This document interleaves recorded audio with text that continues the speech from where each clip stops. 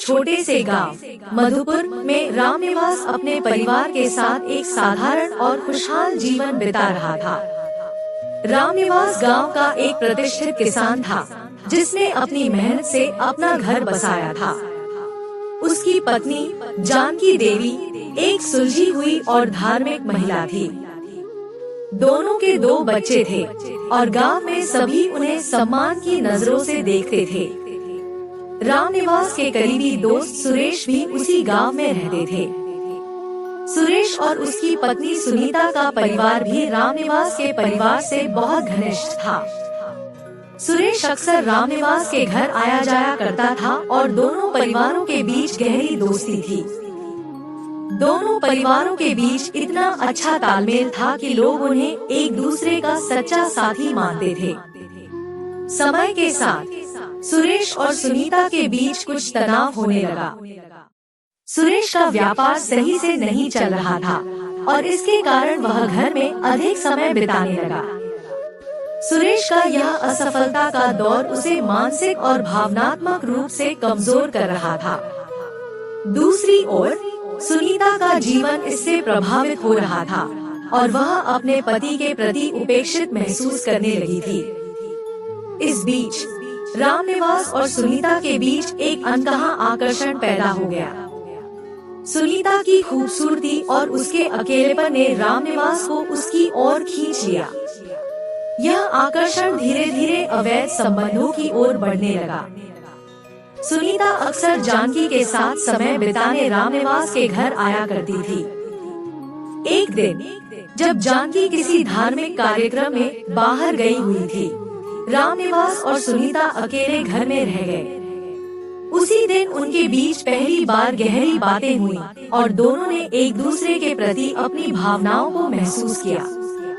इस मुलाकात के बाद रामनिवास और सुनीता के बीच न केवल भावनात्मक लगाव बढ़ा, बल्कि शारीरिक आकर्षण भी बढ़ने लगा।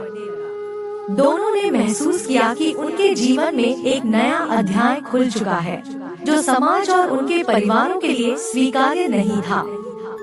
रामनिवास और सुनीता ने अपने संबंधों को छिपाने का हर संभव प्रयास किया। वे जब भी मौका मिलता एक दूसरे से मिलते और अपने गहरे रिश्ते को और मजबूत करते।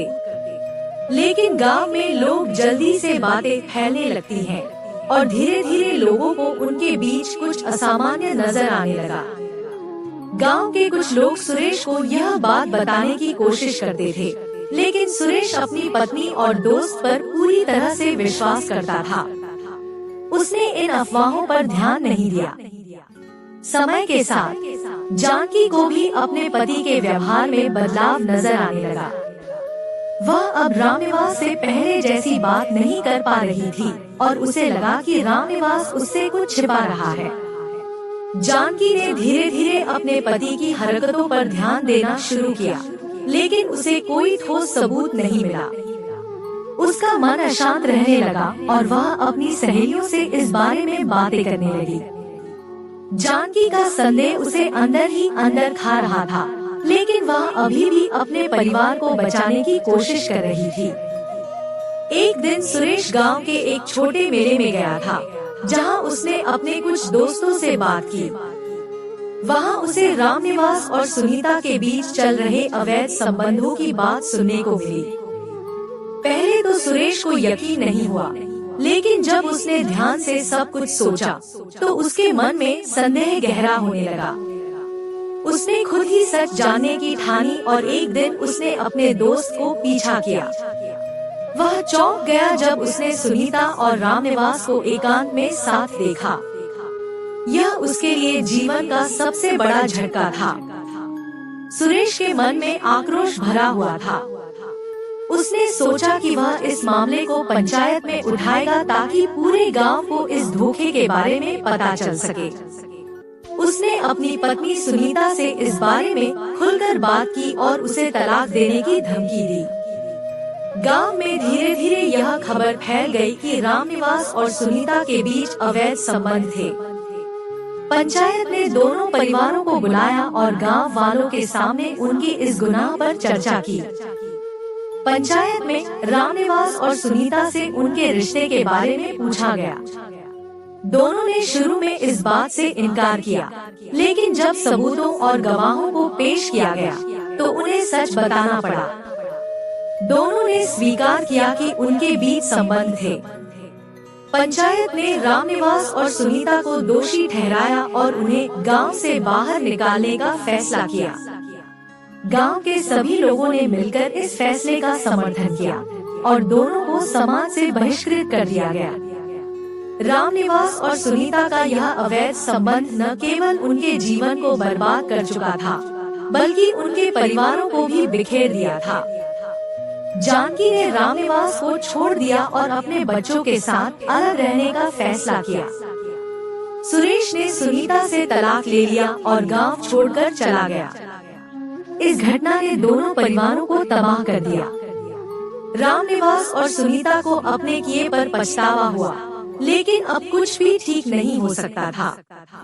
उनका समाज से बहिष्कार हो चुका था और वे अपने किए की सजा भुगत रहे थे। यह घटना गांव के लोगों के लिए एक सबक बन गई।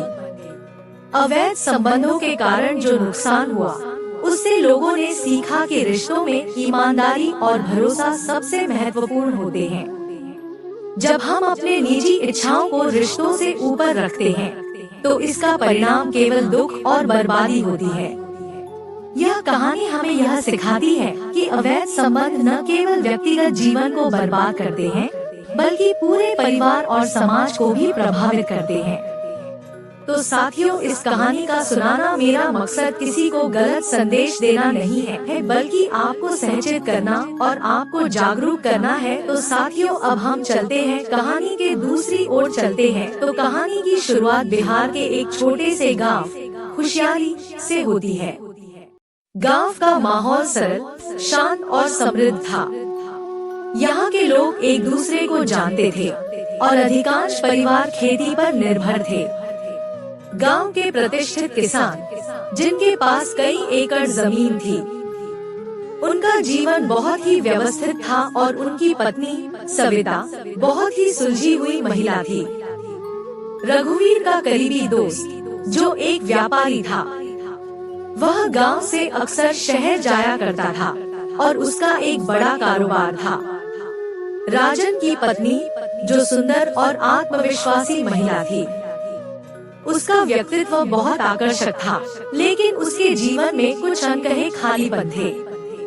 घुवीर और सविता की शादी को 15 साल हो चुके थे, लेकिन उनके जीवन में एक ठहराव सा आ गया था। दोनों के बीच बातचीत कम हो चुकी थी और सविता अपने बच्चों की देखभाल में व्यस्त रहती थी। दूसरी ओर राजन अपने व्यापारिक जीवन में इतना उलझा हुआ था कि ममता के लिए समय निकालना मुश्किल हो गया था। ममता का यह अकेलापन उसे भीतर ही भीतर खा रहा था, लेकिन वह किसी से कुछ नहीं कह पाती थी। गांव में किसी कार्यक्रम के दौरान ममता और रघुवीर की मुलाकात हुई। दोनों ने एक दूसरे की ओर देखा और जैसे ही उनकी आंखें मिली, कुछ अलग सा महसूस हुआ। पहली बार में तो उन्होंने इसे नजरअंदाज किया, लेकिन यह आकर्षण उनके भीतर कहीं गहरा हो गया था। इसके बाद ममता और रघुवीर की मुलाकातें गांव के अन्य कार्यक्रमों में होती रहीं और हर बार उनके बीच एक अनकही नजदीकी महसूस होती रही। समय बीतने के साथ रघुवीर और ममता की मुलाकातें बढ़ने लगी। ममता के अकेलेपन और रघुवीर के वैवाहिक जीवन के ठहराव ने दोनों को एक दूसरे के करीब ला दिया। दोनों ने महसूस किया कि उनके जीवन में जो खालीपन था, वह एक दूसरे से भरने लगा है। रघुवीर और ममता के बीच अब न केवल एक आकर्षण था, बल्कि एक भावनात्मक जुड़ाव भी हो गया था। ममता को रघुवीर में वह स्नेह और समझ मिली, जो उसे अपने पति राजन से नहीं मिल पा रही थी। वहीं रघुवीर को भी ममता के साथ एक नया जीवन अनुभव होने लगा। उनकी मुलाकातें अब छिप छिप कर होने लगी। कभी खेतों में, कभी गांव के बाहर किसी सुनसान जगह पर दोनों एक दूसरे के साथ समय बिताने लगे। गांव की समाज व्यवस्था बहुत कठोर थी। अवैध संबंधों को लेकर गांव में कड़ी सजा दी जाती थी। धन्यवाद जी।